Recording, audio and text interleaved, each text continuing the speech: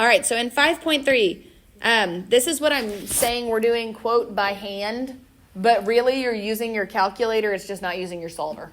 You're still using your calculator. So what we're going to use here is our Pert formula, okay? And this is the reason that we can't use the solver in your calculator. Because when you go through this, if it's compounded daily, if it's compounded annually, if it's compounded monthly, you have a number to type in for that PYCY thing, right? What would you type in for compounded continuously? Like, there's nothing you can do with that. If you have, like, the type of calculator I have for, like, the teacher stuff, it will take a really big number, and it will do it because it's capable of it.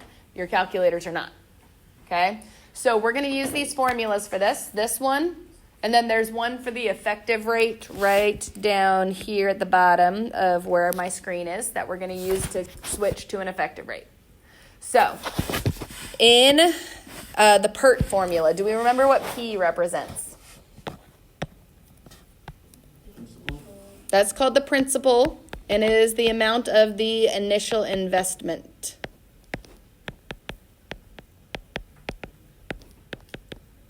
Okay, so basically that is our present value from our solver. A is your final amount, which is basically your FV that we've been working with.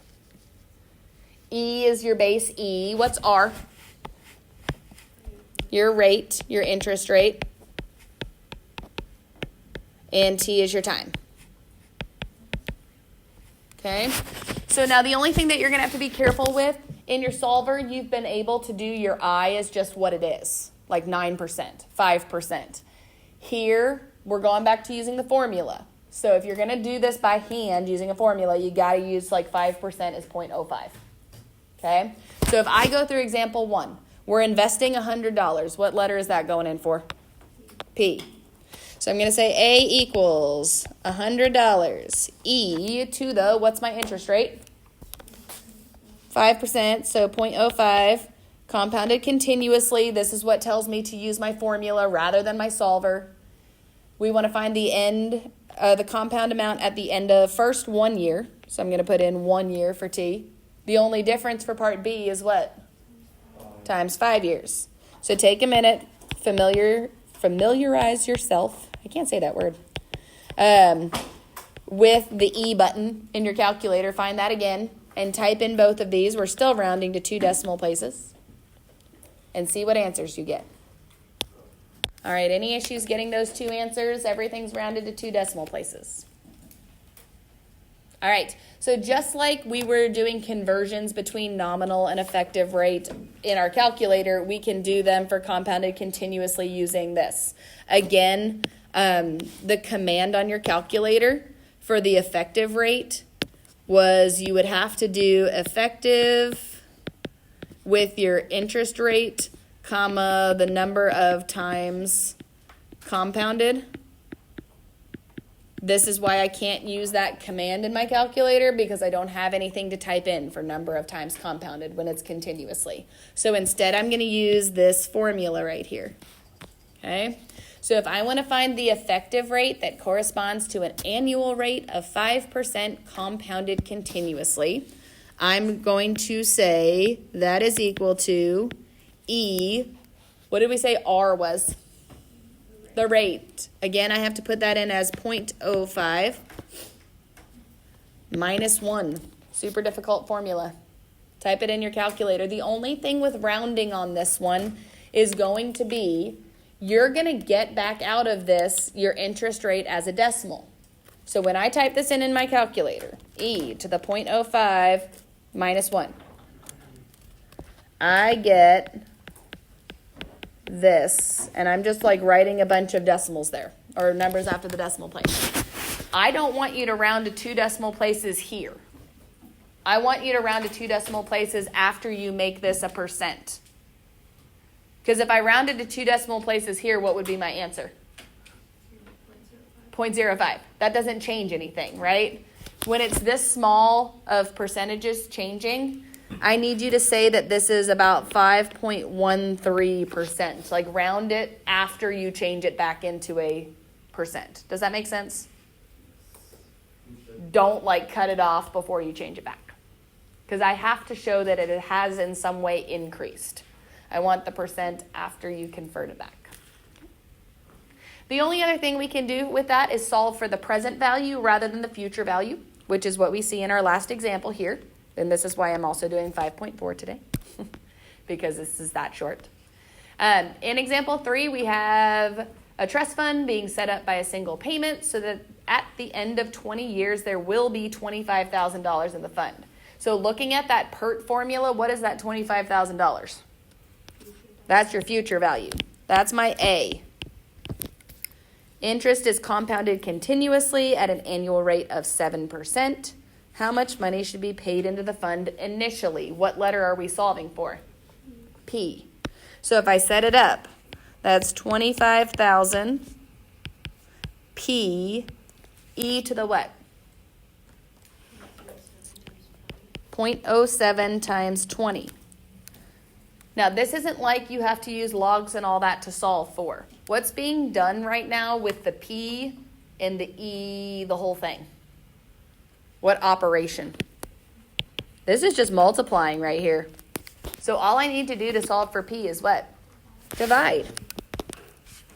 So divide over here by 0.07 times 20. And while we're at it, I didn't do it, but cross this formula out. They give you the textbook gives an entire second formula for solving for future value. I think it's so easy to use the same formula and just solve. Just divide instead of multiply. So if I type in my calculator, 25,000 divided by E to the 0.07 times 20, I get what? Okay. And this is some of the common sense stuff that you need to be able to think about. Like, it should be a smaller number, right? It should be a smaller number that grows into that larger number later. It's the point of investments. Okay? Problems with that? All right. So we're going to finish today with 5.4. 5.4 is about annuities, which I had no idea what these were until I had to read about them because I was like, I don't know what's happening. So I'm going to try to explain in my best English terms for you what the heck annuities are. Annuities have all of these lovely formatted problems up here, but the good news is we can use our solver again for these. You do have a section on the back of your calculator sheet that I gave you, the updated one about annuities.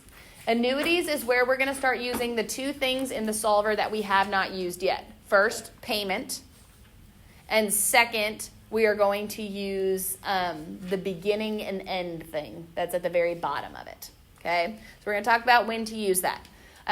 Just as a rule of thumb, leave that begin-end thing as end unless it says begin somewhere in the problem. We're going to see that, okay? All right, so a lot of what we are doing here is the very same stuff we've been doing using a solver. It's just adding in payments. So here's how annuities work in real life. There's one of two forms. One is that you can pay into an investment monthly. So this is instead of saying I'm investing $10,000 at the beginning and here's what I have at the end. Instead of that, it's saying I'm going to pay $100 into it every month and see what I have at the end of 5 years. So it's just different setup. You don't have all the money at the beginning. The other way to do it with an annuity is that you can, and a lot of retirement is this way. Like your grandparents might have annuities. They paid in a large chunk of money at the very beginning. So let's say they paid in $10,000 at the beginning, and an annuity, you can withdraw a certain amount a month.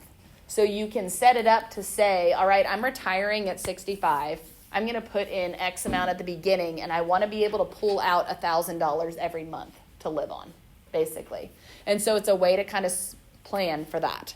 So either you're putting money in every month and taking a big chunk out at the end, or you're putting a big chunk in at the beginning and taking out payments monthly. That's the basic idea of them. It's my understanding of them. I'm not a business person, but that's kind of how they work. Okay? So when we look at this, It's the same setup with our solver. We're going to use our same solver we have been. We're just adding in payments. So on example 1, we would like to take out a payment of $100 per month for the next 3 years. This is my payment at an interest rate of 6% compounded monthly. So I would do the same setup I've been doing. If I go through and say, okay, N, how have we been finding N?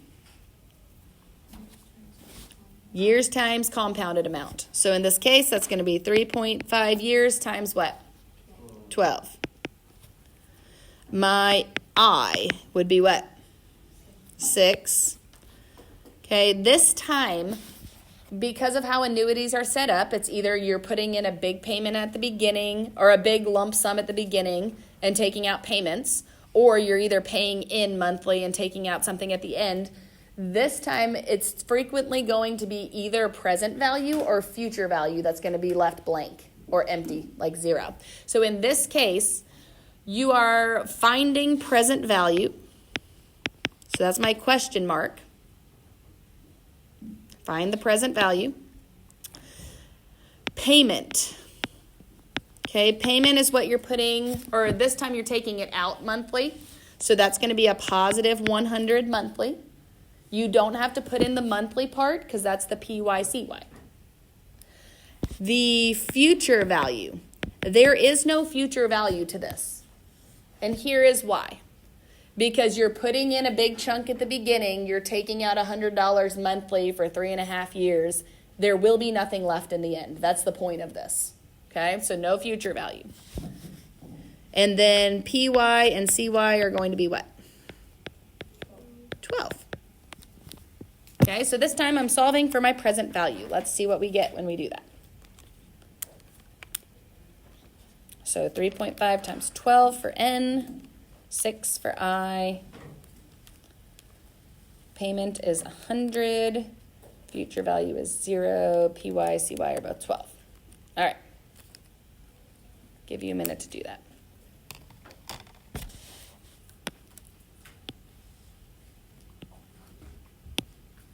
Someone asked yesterday about like showing work for this. Obviously, there's nothing we've done by hand other than like just what we did in 5.3. I would suggest showing this. I don't really feel like that's that much to ask for when you're typing it all in your calculator. And if you want partial credit, I would suggest this, because this is where I can give any partial credit. I could say, oh, well, this was wrong or whatever. Now, it could also be that you type something in your calculator wrong, but it's best to show me something of your setup. Okay. All right, so let's read example 2. We are given an interest rate of 5% compounded annually. Find the present value of an annuity of $2,000 due at the end of each year for 3 years. Oh, wait, we're not doing example 2. Never mind, I'm lying to you. Skip 2.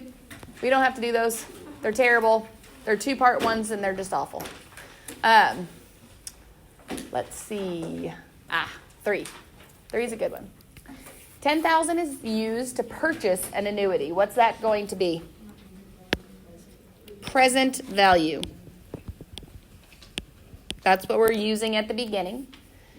It's due consisting of equal payments at the end of each year. We haven't had to change this yet, but just so you know, the end of each year, that's saying whether you choose begin or end in your calculator. End is kind of the default. You will see it when it changes to beginning. Okay, we're going to see that in 4. For the next 4 years, okay, that's going to help me find my N. Interest rate is 6%, compounded annually. What do they want me to find this time? Payment. All right, so let's go through what we would set up. N is going to be what? Just 4 because it's annual, so it's just 4 times 1. I is what? 6. What's next? Present value. How are we going to enter that? Negative 10,000. Payment is what I'm finding. Future value then is automatically what? 0. Okay. Okay, and then PY and CY are both going to be what? 1. All right, so let's enter that in. What's the $50 a quarter? It's not my present value. That's a payment in. Guys, $50 per quarter. When they say it like that, when it's per quarter, it can't be a present value because it's not paid in just one time. That's paid in every quarter over the time. That's a payment. Okay? And because I'm paying it in, how do I enter it in? Negative. Okay? You can put it in as negative or positive. It just doesn't really matter. You're going to get the same present value in the end. What is at the beginning of each quarter telling me? It's 2 things.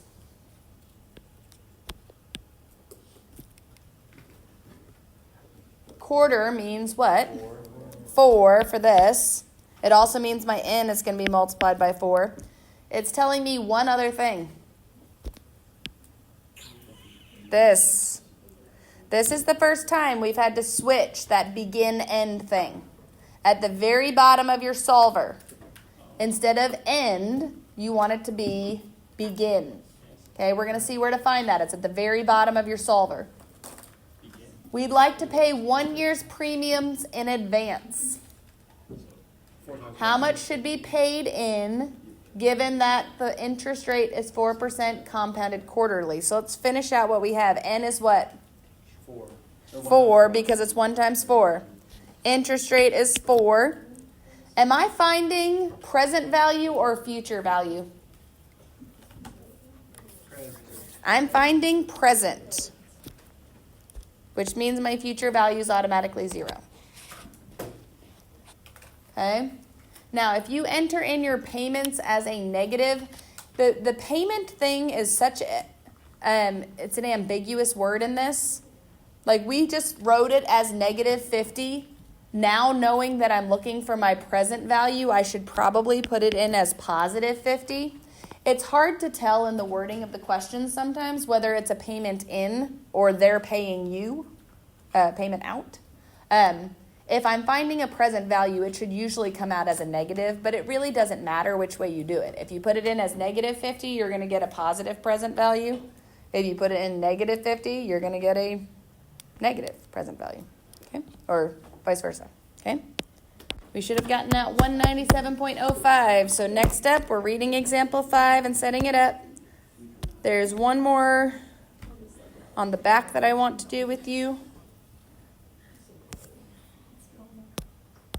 All right, so N is 3 years. This one's worded interesting for the compounding. It's at the end of every 3 months. So you have to think, how many times a year would that be? 4. My interest rate is 6%. It says find future value, which means there's no present value.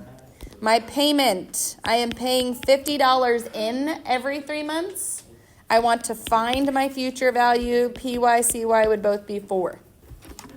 So if I go through that and type it in,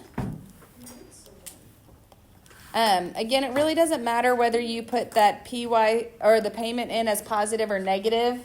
If you do put it in as positive, then you're going to get a negative answer, but just keep your answers positive always and you'll be good. I get 661.84. Wait. No? I got because it's on begin and it should be on. Oh, yep, mine's on begin. I needed to switch it back to end. Look at that. Because it says at the end of every 3 months. So I have the wrong answer. 652. How do I know what? This one, when it says S, is always future value. Really, I was basing it off of that. It should always say future value. But real quick on this one, it had a second question here, and we haven't seen this yet. So the future value of this is this. We got 652.06. Then the second question here says find the compound interest. Okay? So the first question is how much money have we put into this? $50 every 3 months for 3 years. So how do you find that? $50 times 12 times, right? Because we did every 3 months for 3 years. That's times the N. So if I do $50 times the N of 12, it tells me that I have invested $600 in this over the years. So then what's the interest? $52.06. When we're reading through example 6, it does say at the beginning of each quarter, which means you want to select the begin at the bottom. It does say find the balance in the account at the end of 3 years. That's just meaning find the future value. Okay, so I get that it says end. The begin and end only changes for when you make the payments. At the beginning of the time or at the end of the time. Okay? So by putting in your payments at the beginning of the month rather than at the end of the month or whatever it is, you make more money because you're investing for more time. Makes sense. Okay? All right. Last question is 7. We'll do this one together and we'll be done. Okay.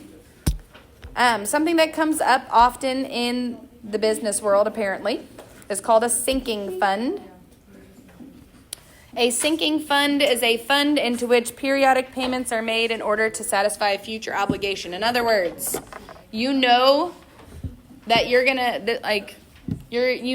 have to pay out a certain amount at the end of this time, and so basically you can make payments into it to be sure that you're ready for that. So first, in example 7, we have a machine that costs $7,000 that we need to replace at the end of 8 years, at which time it will have a salvage value of $700. A salvage value means that basically that machine can be sold off for parts and you get $700 for it.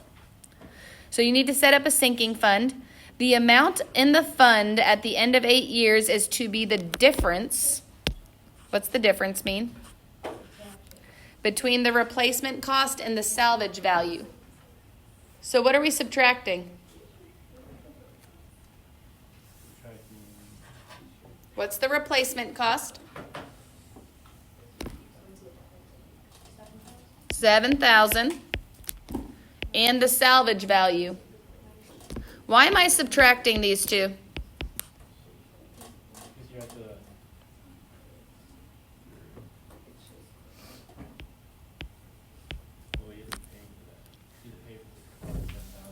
Okay, I have to have $7,000 to pay for the new machine, but I need to get that money most of it somehow. $700 is going to come from selling off the old one.